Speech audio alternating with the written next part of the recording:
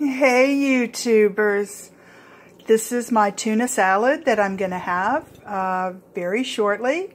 What I did was I cut a heart of romaine lengthwise, and then I cut it into smaller pieces. There it is right there.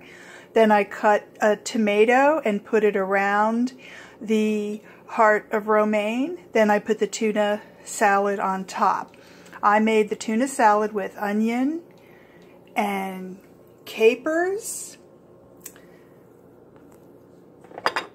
This brand of mayonnaise called Woodstock organic mayonnaise.